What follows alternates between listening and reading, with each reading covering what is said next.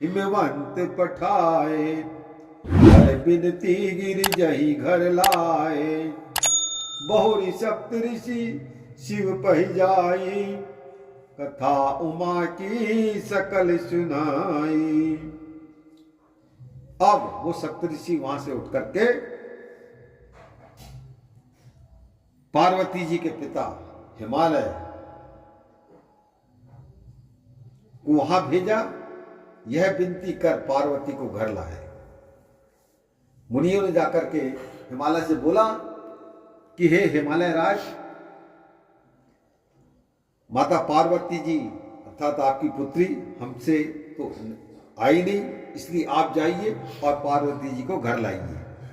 फिर उन्हीं 7 ऋषियों ने शिव जी के पास जाकर के पार्वती जी की सब कथा सुनाई कि पार्वती की आपसे अटल प्रीति है।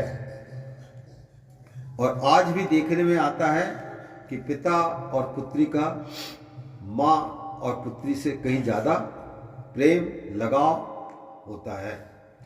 भये मगन शिव सुनत सनेहा, हर्षि सप्त ऋषि गवने गेहा। मन थिर करि तब शंभु सुजाना, लगे करन रघुनायक ध्याना। शिव जी पार्वती जी का स्नेह सुनकर के बहुत प्रसन्न होते हैं और पुनः फिर से 7 ऋषियों प्रसन्न हो गए और सुजान शिव जी अपना मन स्थिर करके श्री रामचंद्र जी का ध्यान करने लग जाते हैं कि तारक असुर भयहु तेहि काला, भुज प्रताप बल तेज विशाला। तेहि सब लोक लोकपति जीते, भय देव सुख संपत्ति रीते।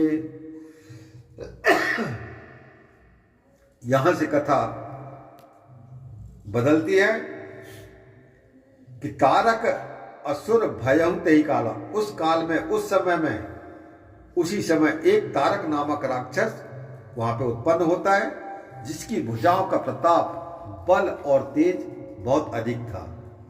उसने सब लोक और लोकों के देवताओं को जीत के रखा था, जिससे देवता सुख संपत्ति से रहित हो गए थे कि अजर अमर सो जीत न जाई, हारे सुर कर विविध लड़ाई। तब बिरंच शन जाई पुकारे, देखे विधि सब देव दुखारे। और वह बुढ़ापे से रहित, मरण से रहित, किसी से जीता न जाए। इस प्रकार का तारक नाम का असुर उस समय वहां पे उत्पन्न होता, पैदा होता है, जो जिसके शरीर में बुढ़ापा नहीं आता और जो मरने से रहित है, वो जिसका मरण भी निश्चित नहीं है और किसी से जीता भी नहीं जाता है। देवता अनेक लड़ाई कर करके हार गए। जब ब्रह्मा जी को जाकर के उन देवताओं ने पुकारा, तब ब्रह्मा जी ने सब देवताओं को दुखी देख करके क्या बोलते हैं कि सब सन कहा बुझाए विधि, धनुज निधन तब होई। शंभु शुक्र संभूत सुत, यही जीते रण सोई। लखन सिया रामचंद्र की जय। जब सभी देवता रण में उस तारक नाम के राक्षस से हार जाते हैं तो ब्रह्मा जी के पास जाते हैं। तो ब्रह्मा जी ने क्या कहा कि ब्रह्मा जी ने सबसे यह समझाकर कहा कि इस राक्षस का मरना जो है ना, तब होगा कब, जब शिव जी के वीर से पुत्र उत्पन्न होगा और इससे युद्ध होगा, तब ही तारक नाम का राक्षस का वध होगा। इस प्रकार से ब्रह्मा जी ने समस्त देवताओं को बताया।